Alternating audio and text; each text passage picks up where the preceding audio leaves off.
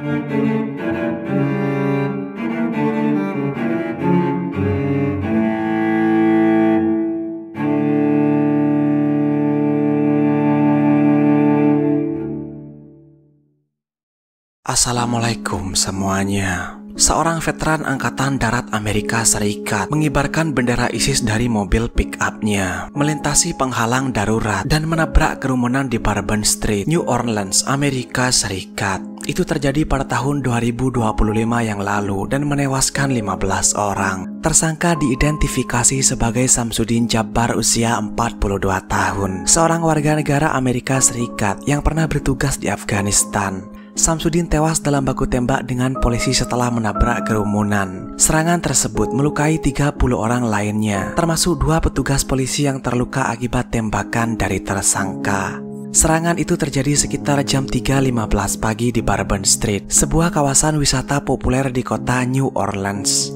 Saat kejadian, orang-orang sedang merayakan tahun baru.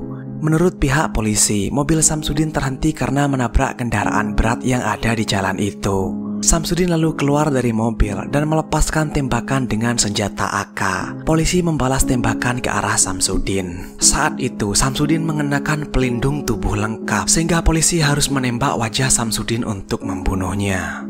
Polisi menemukan senjata Glock dan AK serta perangkat peledak di dalam kendaraan. 2 perangkat peledak lainnya juga ditemukan di French Quarter dan sudah diamankan FBI. Karena kejadian itu, pejabat menunda pertandingan Sugar Bowl, sebuah pertandingan sepak bola perguruan tinggi klasik di New Orleans yang diadakan setiap tahun baru. Sampai saat ini, polisi terus menyisir bagian kota untuk mencari peledak dan petunjuk lain.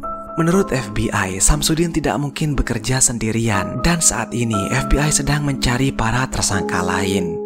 FBI mengatakan bahwa beberapa jam sebelum serangan, Samsudin memposting video di media sosialnya yang menyatakan bahwa Samsudin sangat ingin bergabung dengan ISIS dan mempertimbangkan untuk membunuh keluarganya setelah perceraiannya. Samsudin terakhir kali bekerja di bidang real estate di Houston. Dia lahir dan dibesarkan di Texas. Samsudin bertugas di Angkatan Darat Amerika Serikat dari tahun 2007 sampai 2015. Kemudian dia pindah ke cadangan Angkatan Darat sampai tahun 2020. Dia pernah ditugaskan ke Afghanistan pada tahun 2009 sampai 2010 dan menjabat sebagai staf sersan pada akhir masa dinasnya di sana. Sekitar 400 petugas di-standby-kan dan dibuat penghalang darurat untuk mencegah siapapun masuk ke TKP. Agar kalian bisa lebih memahami saat momen serangan terjadi, saya akan menggambarkan kronologisnya berdasarkan rekaman CCTV dan rekaman amatir warga setempat. Pada jam 3.16 pagi, mobil Samsudin mendekati lampu merah pertigaan Bourbon Street. Kendaraan cukup macet karena pergantian tahun. Persis di pertigaan itu, ada mobil polisi standby dengan lampu rotator yang menyala. Setelah lampu hijau, mobil Samsudin berbelok tajam ke arah Bourbon Street dengan kecepatan tinggi dan menabrak semua orang yang melintas di jalan itu. Beberapa mobil polisi mengejar mobil Samsudin. Samsudin menabrak kerumunan sampai sekitar 1 km dan terhenti karena menabrak mobil berat.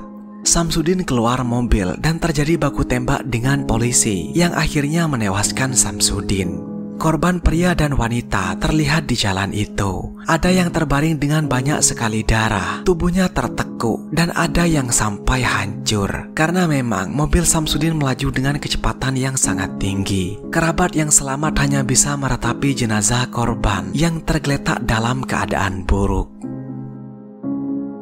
Motif tersangka dalam serangan itu belum diketahui, tapi yang pasti itu adalah tindakan terorisme.